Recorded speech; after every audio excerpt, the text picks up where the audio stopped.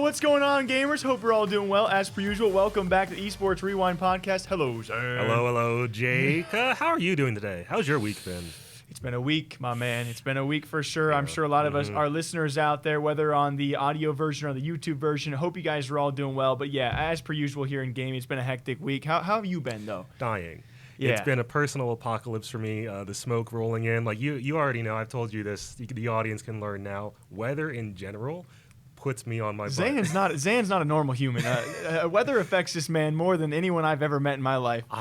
Doctors don't know what's going on.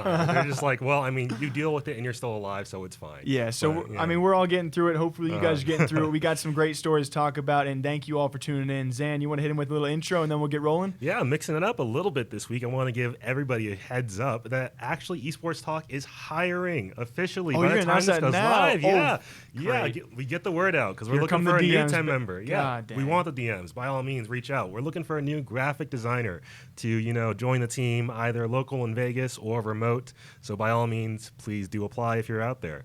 Aside from that, wow, I had no idea you were doing that. So all you little, I don't even know what I was gonna call people. All you little gracious people out there, you want to send a DM our way? Let us know. Ready to roll? Yeah, that's it. All right, let's get into it.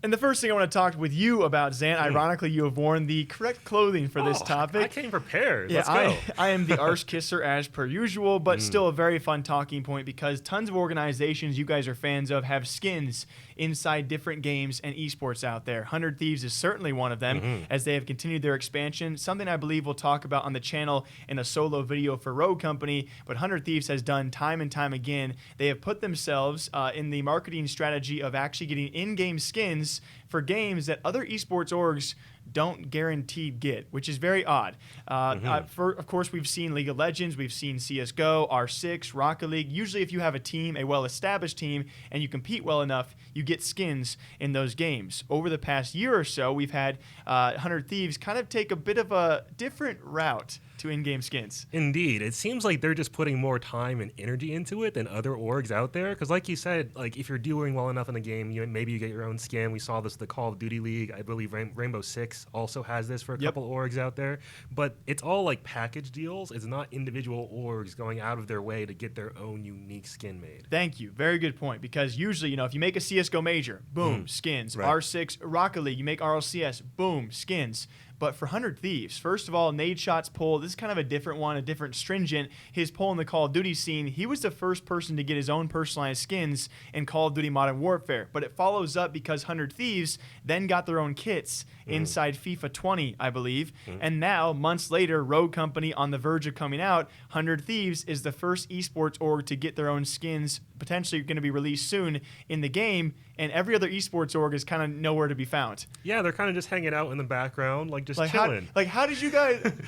How'd you guys do that? Can we get that email too? Like, what's up there? It's like when freaking Atlanta FaZe got that deal for Call of Duty, and all the other teams are like, how'd you you guys want to? Yeah, can you put us in touch with that person too? Like, which I gotta wonder if this is just part of 100 Thieves' focus on merchandising, and if we'll see a little bit more of this from other orgs too. Because I think Team Liquid is really making moves. They're really trying to step their game up when it comes to apparel. C9 doing great things G2. as well with Puma, G2 FaZe, of course, obviously. Yeah, FaZe doing their own thing.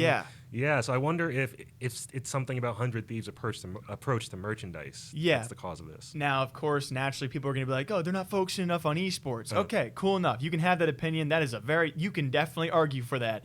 But what they're doing elsewhere, other departments, it's certainly very impressive. Last week we talked about G2 Ocelot taking on everyone for their esports success. This week we talk about 100 Thieves and their in-game skin success. It does continue, and we will see if other organizations can keep up and progress in the same manner. All right, Jake, talking about, big, unique things entering the gaming space. Let's talk about Amazon real quick. Amazon. Yeah, the big dog, owner of Twitch, unveiling their brand new cloud gaming service named Luna. Here we go. I knew you were going to come back to this. If you guys, if you guys are podcast listeners, Zan went off about Google Stadia, and now a rival of that continues with the Amazon Titan. Are we surprised? Yeah, I wouldn't say we're surprised, and I will right out the bat. I'll say I still love Stadia. Stadia. Stadia is still great. I will probably be playing Cyberpunk on Stadia. I think it's a quality Good. product. It's something that worked out for you and for many others. I'm one of the 5 people who actually enjoys it, perhaps. But I'm glad you're being honest. But either way, Amazon's now entered the game. Doing something a little bit different here. Instead of buying games organically, instead of just going out and saying, hey, I want to buy the new Call of Duty, users actually subscribe to channels. Kind of like you subscribe to like HBO, you subscribe to a channel of games. It's very weird. I don't think we've seen this before in the space. Do we know how are they going to split up, like by genre, like FPS to MOBA? Or we don't have 100% concrete details yet, since it's still in that early access period. I don't think the product launches until like a month or so from now. And right now, we know that there's going to be one channel dedicated to Ubisoft games exclusively, and then there's going to be another channel that's dedicated to just a broad array of games, like kind of like a sampler type. So you think they might split it by developer? Yeah, like I maybe think so. Like something weird subscribe like that. to Epic Games. Subscribe to Valve. Get all the EA games for $5.99 a month, something like that. Interesting. Now that would be a deal, actually. Yeah, right. $60 titles. Yeah, right. Which is kind of great for the gaming space. And part of the reason I want to bring this up is because I think it's great to see more companies embracing cloud gaming, and I think this could be huge for the esports and gaming scene in a lot of ways. First of all, just the pure potential for Twitch integration here. Imagine you're watching somebody play a game on Twitch, and you just have a button right there. You click on it, you go play the game on the cloud, just because it's all web-based anyway. Just like that. That could be big, especially if they integrate Twitch Prime subs with Amazon Prime and all that. Like if they get some kind of deal going there, Amazon has shown that they're very willing to get cross-promotion between their products in that sense. Yeah. Aside from that, though, and kind of the point that I think we're not going to be really talking about a ton in the immediate future, but will be a big part of the future of esports, is the fact that these cloud-based platforms level the playing field for everybody and prevent any interference whatsoever. So somebody's trying to hack, you can't do that if the game isn't actually on your machine. If you're accessing the game on the cloud, you can't. It maintains all that competitive integrity. Interesting twist for it. Now, I don't know if this is just my opinion. I feel like cloud gaming is kind of ahead of its time for the time being. Obviously, seeing all these big companies finally entering, especially with Amazon, it gives you a bit more hope. Is it a bit too far forward? Like franchise leagues, is it here a bit too soon? Maybe. We'll have to see how they adjust things, but it's certainly reassuring to see someone tied to Twitch as an Amazon also entering, saying, hey, let's bring a bit of a change, see if this works. Have all these big companies make their jibs and their jabs and see what works and what does not. It's kind of reassuring. So now we have Twitch, or I should say Amazon. They already had New World. I'm hopeful. You saw Crucible. That game flopped so hard they unreleased it. It was bad. Either way, hey, MMOs, cloud gaming with Luna, Amazon has certainly continued to make moves in gaming, which has to be reassuring. Absolutely. So we'll see what works and what does not, and we'll see what happens with cloud gaming in the future.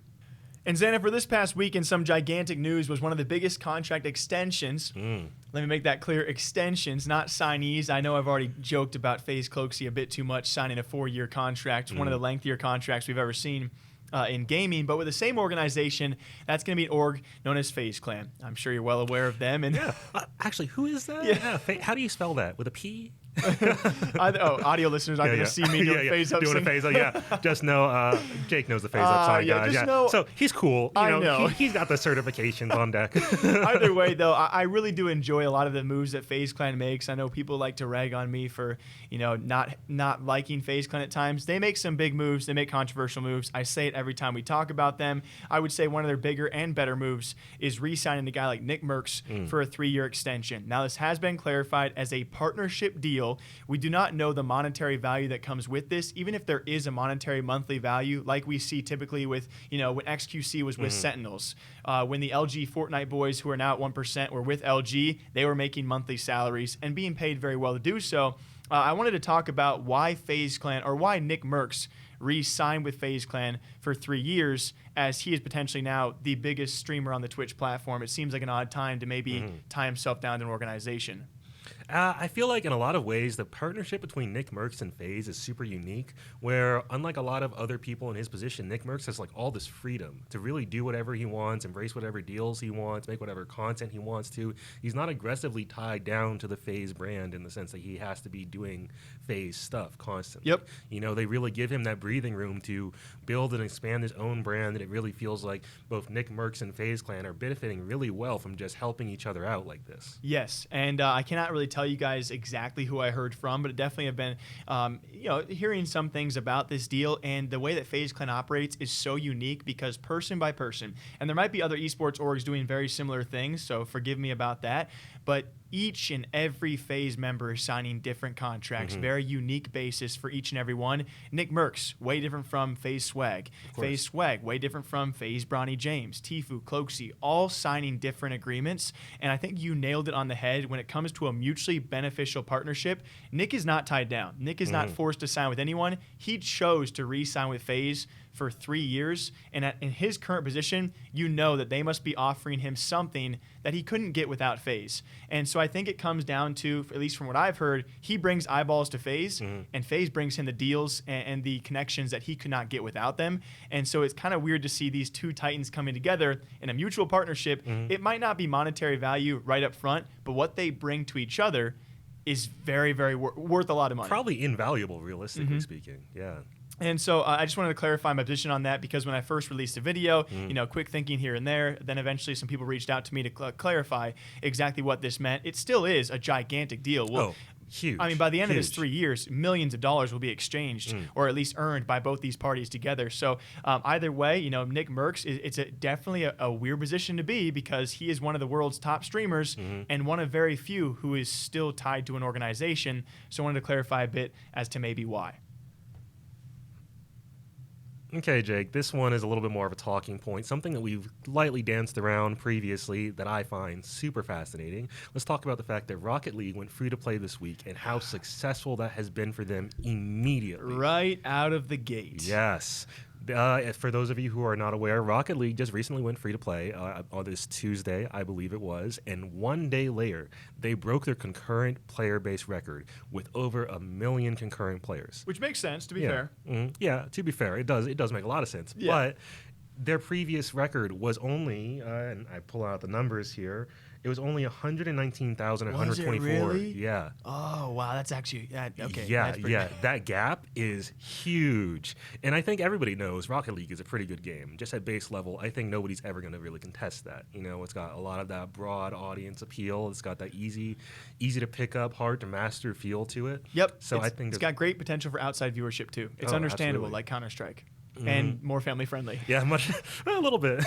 There's not terrorists in the cars, There are not. Yeah. Nope. But anyway, kind of what I wanted to branch off of from here is, do you think that going free to play is the move going forward for games like this? I mean, we've talked about this before, so 100% I do. To give you a quick reference point, I'm sure you're well aware of, and you guys watching are as well, when Counter-Strike Global Offensive went free, it too shortly afterwards broke concurrent player base records. That was also during the midst of a pandemic. So literally free to play, everyone's at home, boom, boom, boom. I can tell you this, they didn't break their concurrent player base by almost tenfold. Yeah, right. Not even close to that. It was, I think it was like maybe a rise of 10, 15, as a gander, 10, 15%. And even then, it has the backfall of, okay, you're now free to play. Cheaters, hackers are like, oh. Yeah, that is always the concern there. Yeah, but I mean, I do think we've already talked about this. It is certainly the future. I mean, sorry, I had to swallow. We've already seen so many titles out there go this way, and there's only a few that remain at the very top of esports and gaming that are not free. Overwatch has that placeholder. I think R6 is one as well. Yep. There's a few others, but when we look at the long list of top games out there, a far majority of them now have gone free to play. It has its downsides, it has its upsides. I personally think way more upside than down. I 100% agree. I think it's so much better for the health of a game if the multiplayer component is free at least. We just saw when Halo Infinite was planned to come out this year. They had I forgot about that. Yeah, the multiplayer for that was going to be free. I forgot about Halo. Shocker. Well, hey, so considering the game probably isn't coming out until the end of next year, you might as well forget about it for now. Take some time. I forgot they too kind of took over that model, and so it turned a lot of heads. I would love to argue it because it would probably take a bit more time, but certainly if you can somehow compensate for taking away that upfront fee away, I mean, even Xbox is going towards more of a monthly pay, not the upfront $500. Let's go monthly for these parents out there who are strapped for cash. Same with games. Play the game for free and then implement all these ways in the game if you want skins, if you want a battle pass, as long as the general reach of the game remains free and your in-game purchases don't take away from that. personally think it's the future. It does just sound like a win, especially with game prices raising in next gen. PlayStation is confirmed they're going up to $70. And Oh yeah, that's even higher in other regions. Yeah. Because that none of that is ever balanced properly because people can't convert money Yeah. when they make those decisions. Apparently, I would love to see a lot of games go free because that means so many more gamers could be around the world, and we love that. That's the future absolutely. here. We can end on this too because I'm actually scared if Call of Duty ever goes free. It is.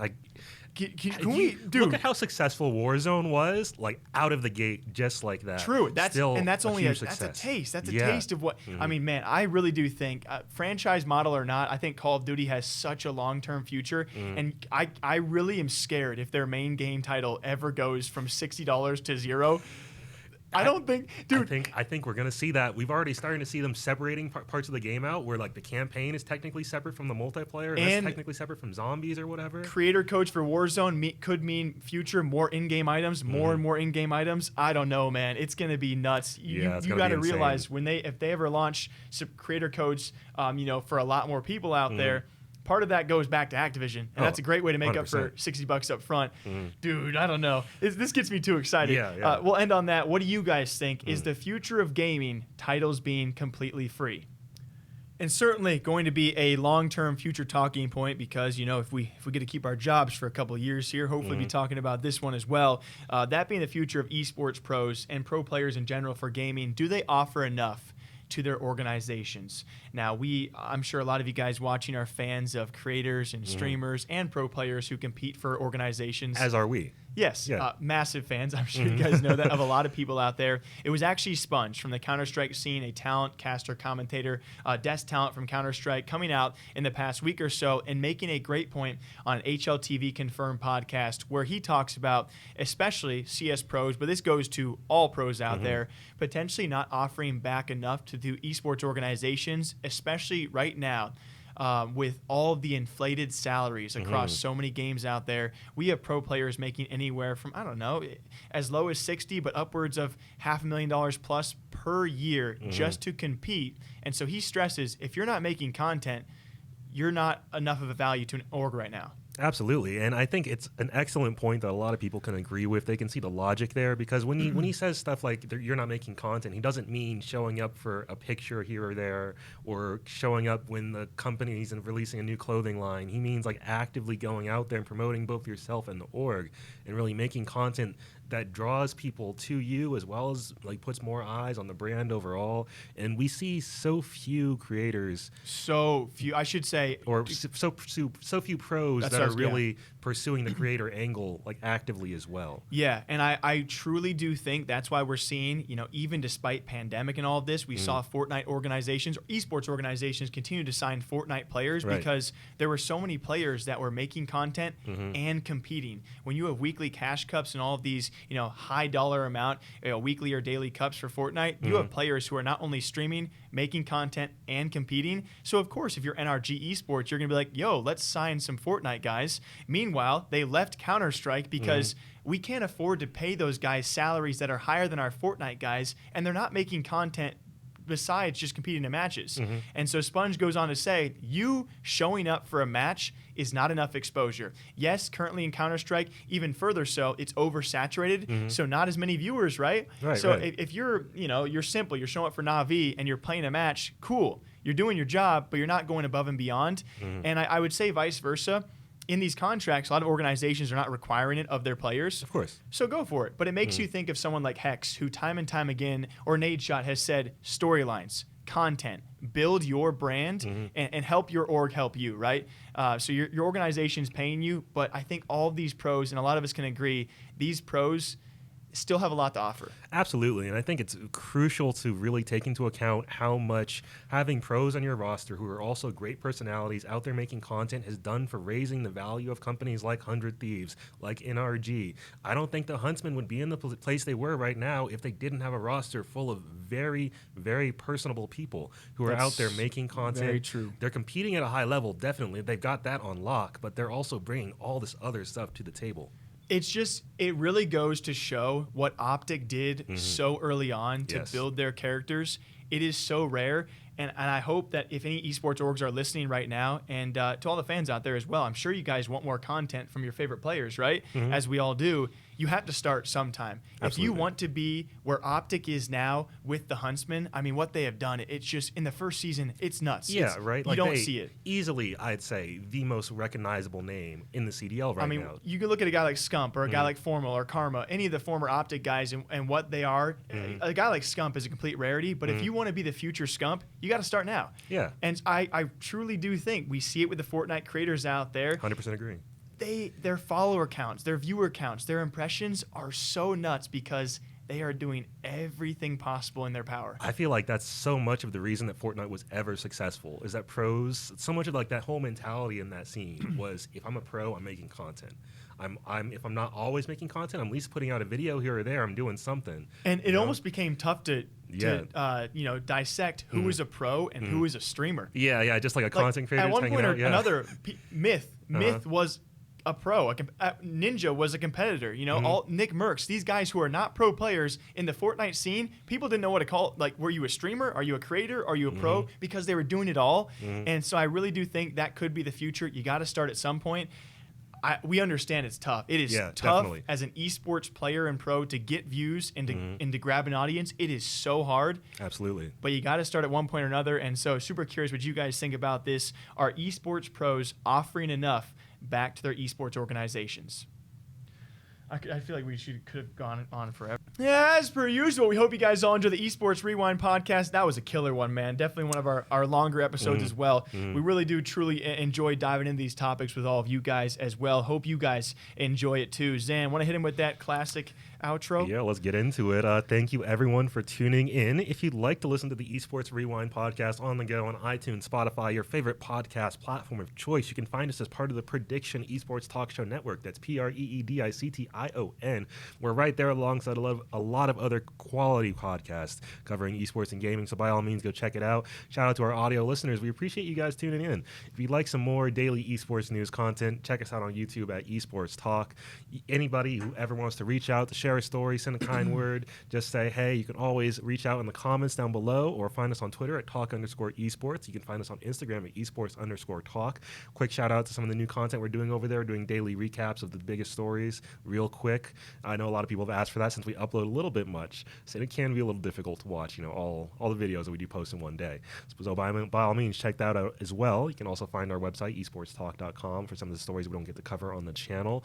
I think that's about it from me. Jake, you have anything you'd like to leave the people with? We hope you're all taking care out there. We appreciate you guys listening in to the best esports podcast in the entire world. Maybe one day. TM. Trademark. Until next time, hope you guys all take care, all right? We'll catch you back here next week, same time, same day, with the Esports Rewind podcast. Take care, folks. Cheers. Bye.